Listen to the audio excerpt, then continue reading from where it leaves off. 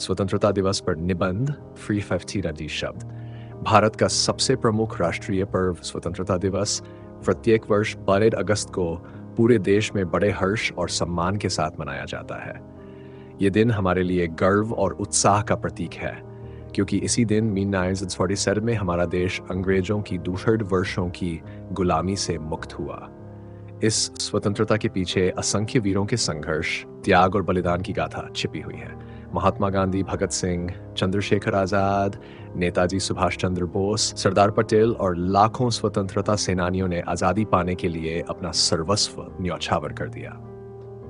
इस दिन का मुख्य आयोजन राजधानी दिल्ली में लाल किले पर होता है। भारत के प्रधानमंत्री तिरंगा फहराते हैं और राष्ट्र को संबोधित करते हुए देश की उपलब्धियों और भविष्य की योजनाओं पर प्रकाश डालते हैं। पूरे देश में सरकारी और गैर सरकारी संस्थानों, स्कूलों और कॉलेजों में भी ध्वजारोहण किया जाता है। राष्ट्रगान गाया जाता है। देशभक्ति गीत, नृत्य, कविता और नाट्य प्रस्तुतियां आयोजित की जाती हैं।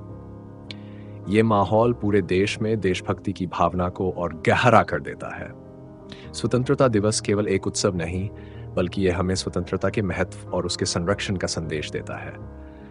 हमारे पूर्वजों ने हमें स्वतंत्र भारत का उपहार दिया है और अब हमारी जिम्मेदारी है कि हम इसकी रक्षा करें। हमें देश की एकता, अखंडता और प्रगति के लिए एकजुट होकर कार्य करना चाहिए। साथ ही गरीबी, अशिक्षा, भ्रष्टाचार और सामाजिक बुराइयों को समाप्त करने का संकल्प लेना चाहिए। आज का दिन हमें यह भी याद दिलाता है कि स्वतंत्रता का अर्थ केवल राजनीतिक आज़ादी नहीं, बल्कि आर्थिक, सामाजिक और सांस्कृतिक विकास भी है। हमें विज्ञान, शिक्षा, उद्योग और प्रौद्योगिकी में आगे बढ़कर देश को आत्मनिर्भर और शक्तिशाली बनाना होगा।